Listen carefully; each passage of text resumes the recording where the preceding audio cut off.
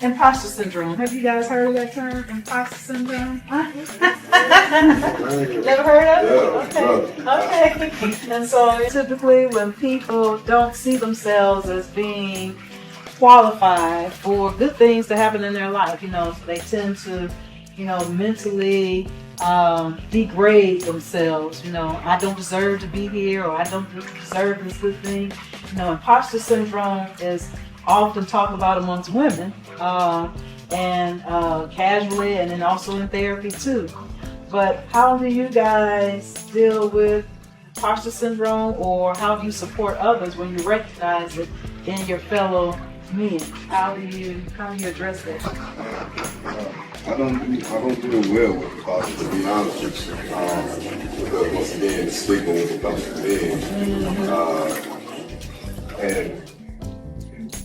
it wasn't really until, well, I say two phases in my life. When I became a father is when I didn't feel like I was capable of loving and raising those 3 beautiful young girls. And even to this day, I feel like, man, how am I doing this? Oftentimes I ask them, is Daddy doing a good job? Do you think Daddy's a great dad? They're like, I'm the best. And then it's just like, yeah, that's right. Say it again. Say it again. But no, that was, I think that was the first time that I experienced it. And I had a conversation with my uncle. My uncle was like my only real father figure. So I didn't know how to do this. I didn't know, step one of being a dad as well as being a husband. That's at the same time. You got all these people pulling on you, loving on you, wanting to get from you. So now in this position as the youth prevention coordinator, one of the things I find is that I'm challenged with imposter syndrome every day because, you have people sending messages to your Facebook, hey, I need help with my kid, this is going on, and I'm just like, yo, whew, that's major because people are asking you to come change the trajectory of this young person's life, and it's just like, man, God, did you really, is this really what you had planned? And then when you get the news about, something else that happened, it's just like, man, what are you doing, bro? You way in over your head, man. You way far in over your head. Pushing it. If anything is changed, but then you get these small little glimpses of hope. You get a phone call from a kid that you didn't work with. I appreciate you, man. I work here. I got a text message the other day from a cat that I was working with when I first got here last year. Help me get this stuff together. He sent me a picture. I'm on the boat now. I'm working on the boat. And I was like, that's what I'm talking about. But those are pretty few and far in between. And so trying to figure out how to deal with that in the interim, it's tough. It's really hard because your mind, is powerful. It will tell you exactly, it'll get you to believe that everything that what you think is happening is not happening. It's all of that. So yeah, man, it's a struggle. A lot of times too, with the help, what I'm saying? All that negative stuff, throwing stuff at you, trying to throw you out. Because a lot of times I be sitting there thinking I'm really, Saturday. I'm a philanthropist. So I'm the owner of World Ambition organization, nonprofit organization. Literally just blessed over 1,000 people Saturday. Oh, nice. With toys, clothes, food, hygiene products, perishable items. It took everything in me to hold it in, But I've been doing this since I was 18, 19 at those events. But then again, you have those voices, those negative voices that's together. But I always have to remind myself, God won't have you to be here. He had you here for a reason. He told you to do this for a reason, so you're not here by accident. You're on purpose. So just any advice to anyone that have doubts you know, a lot of times the author confusion, the devil is. So just try to that outside negative voice away from your mental and always think positive. One of my good friends for my birthday last year, she gave me good huge portrait that she went and made. It says, "Always think positive." Feeling Carter, because that's one of my quotes I always say. Always think positive. You know, because I promise you, your mind is the engine of your body. Yeah. It really is. So if you always thinking negative thoughts, you're gonna be controlled by those negative thoughts. The more you think positive, you know, you'll have a positive outgoing. You know, you like. I just try to, like I said, every day I try to wake up and I try to pray. I try to stay positive, and that's how I try to finish my day. Because I promise you, as soon as you let that oil into that water, it mess up. You know, so you want to just try to keep your phone. You want to try to keep it. It says you just want to always try to just think positive. Imposter syndrome is definitely something I've dealt with. It's not really something that I let get too, like, if I feel it getting too strong for me, I have to tell myself I'm not doing this. Put it in check. Yeah, like I said, keep it in check. So for me, I feel like my biggest case of imposter syndrome was definitely the first summer.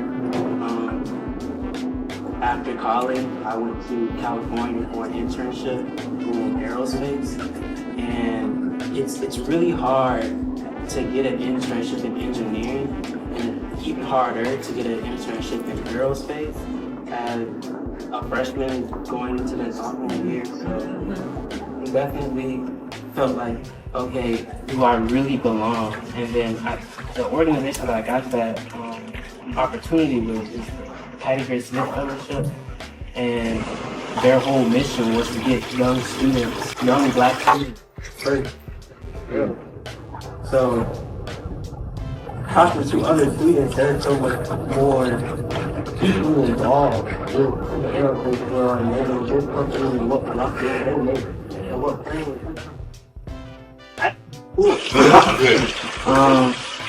So definitely felt some of that imposter syndrome.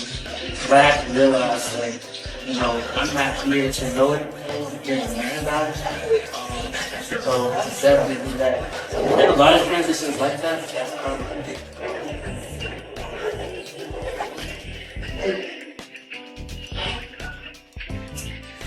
So in men in relationships, you know, and so how do you interact with fellow, you know, men and knowing or recognizing physical abuse, that they're being physically abused in a relationship or verbal abuse in a relationship? How do you address those issues, you know, in relationships, and then also with others that you recognize, other men that you recognize are being abused in relationships? We don't talk about men and abuse as far as being victims of abuse in relationships. We often don't talk about that, but that is very common in relationships. Verbal abuse, physical abuse, sexual abuse, very common in relationships. So how do you guys address those? I was gonna say, don't ignore the red flags before. Like, a lot of times, it's things that lead up to abuse. So don't ignore those red flags. But when you are in those type of situations, try to run. Don't try to sit there and try to fix it. You know, because a lot of times you can't fix something that's already broken in the person. So you really have to be wise on your part. It's like, you know what? I see where this can go. I see where this is going. So let me take myself out of the situation and let me do what I got to do. So I won't be on Fox 10. You won't be on Fox 10, because really, it's always a he say, she say. But if you're not there, put yourself away from that situation, then 9 times out of 10, it can be prevented. It really can. So I just try to say, just stay away and don't ignore those red flags. And if you do, then it will lead up to bigger altercations. You know. That's self-care too. Being able to recognize that this is a situation I need to, exit stage left on. So let me go and remove myself. Like you said, recognizing those red flags. That's self-care. I recognize the red flag. This is not something for me to fix because oftentimes, men like, that's part one of the situation. But this is not something I need to be fixing. That's self-care to be able to recognize that. I've been in situations before. Yeah. I try to be there for him, try to help him, try to take him to church. I ain't want to do that. So that was red flag number 1. Whenever a woman tells you, oh no, I ain't ready for that yet, as to say like I ain't ready for God yet, you have to, another thing, you can't be unequally yoked in it. So when you're unequally yoked with somebody, then it can bring those type of altercations. So you really just have to be careful who you call yourself messing with somebody, they literally tried to run up on me like a dude. And I'm like, whoa. No, we ain't doing that, I was like, I can tell that you were probably used to that, but that's not me, So I really had to remove myself from that situation real quick, So you really have to just be careful with who you mess yourself. And don't be unequally yoked to anyone. I think it's important for men, especially black men, to realize that in those situations, preventative measures are always the best measures, right? When you find yourself in that circumstance, you got to think long game. And it's almost the same as I'm telling with these young boys, man. It's like when you find yourself in that situation and you're around people that could potentially get you in trouble, like get out of here. So I'm gonna use an example. Jonathan Majors. I don't know if anybody knows who Jonathan Majors is, but he was involved in a situation where he was being abused. Like he was physically being abused by his significant other at the time, and they have video of him having to run all across New York to get away from her. But when that initially dropped, he was guilty.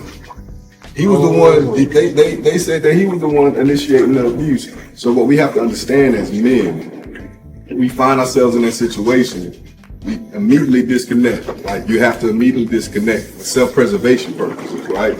Because you have to be able to preserve your innocence first off, your mental health, your emotional health, and your physical health, and your legacy, right? And so I just think it's incumbent upon us to be, like you said, recognize those signs. Don't feel like you have to be Superman at this moment. That's the hardest part, especially with being a man. And if you care about it, is trying to realize that you're not Superman, you can't fix it. And then put yourself above everything else. Sometimes it's good to be selfish. Sometimes it is.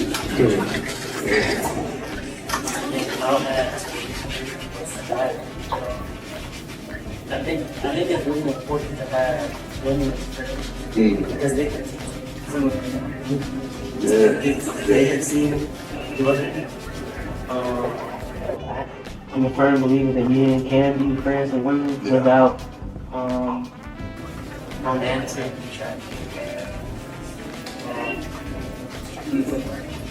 And I feel like that's important. A lot of men attract in this situation. And they realize that's a really good problem. And then they were the problem. And it's just important to have friends who can catch that looking from the outside. Yeah. So it's definitely important to have that, even if it's not specifically a woman, but a man can recognize that. You shouldn't tell all your friends, but what do you think about this situation, so that you can get more than just your own? So And that goes back to what you guys were saying earlier about, having that support system and being equally yoked even in your support network, so you can have those open discussions and conversations so that they can say, hey, wait a minute, something doesn't quite sound right with this picture, and they can alert you that this may very well be a red flag, and then also give that wise advice on how to manage that circumstance for you, hopefully encouraging you to do what you need to do to take care of you in the situation versus trying to confront that situation. Yeah. So, I like superheroes, and when you said John DeMay, you're like, oh yeah, I know exactly what you mean. Okay, yeah, anyway, that's what I was going to say. So, if you were a superhero, what superpowers would best describe your personality? Superpower would best describe your personality, and why?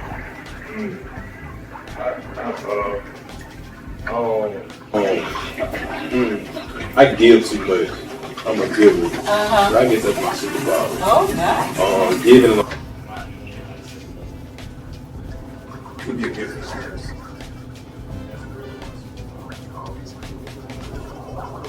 Even when I don't have, I find ways.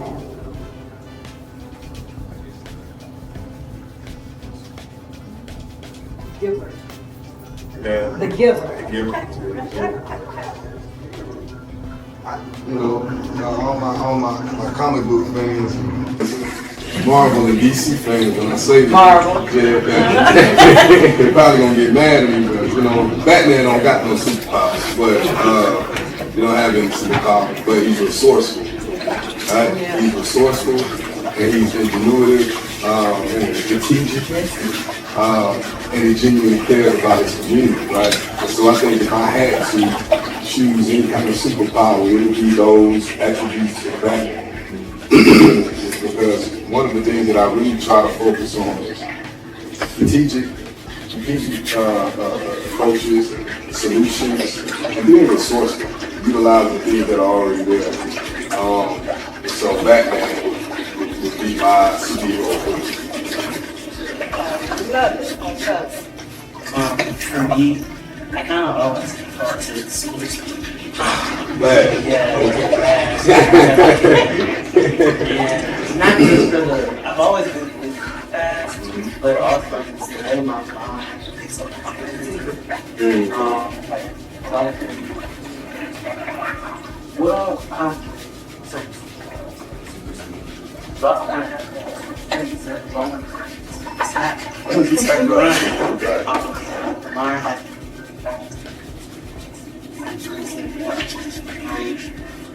he says something really fast. I feel like I didn't have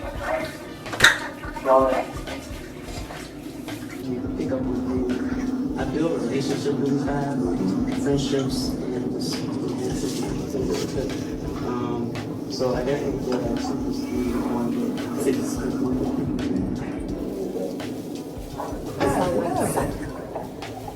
So thank you guys for having this discussion, during your self-care and taking the time out of your day to have this discussion about Black men, mental health, and self-care. And anything else? Yes, I would like to add. You doing a number on my video. It took me about 3-4 times. That's what we like. My eye rolled to the back of my head. I thought I was gonna get stuck. I said, wait a minute. Camera, baby.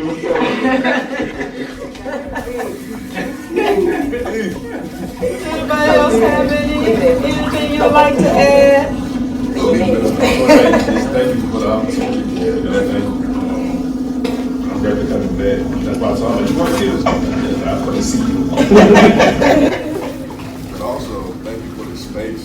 Yeah. For giving us the space to share. A lot more. We need a lot more of this, specifically for Black men. I appreciate you.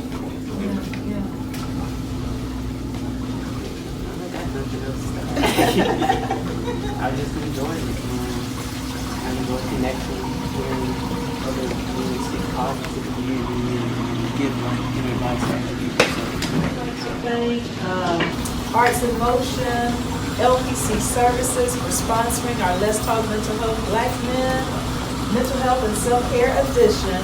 And we definitely like to say thank you for Gentleman's Corner, Nell and Sponsor for this excellent service and this opportunity to be here in this casual environment, enjoying one another in this discussion.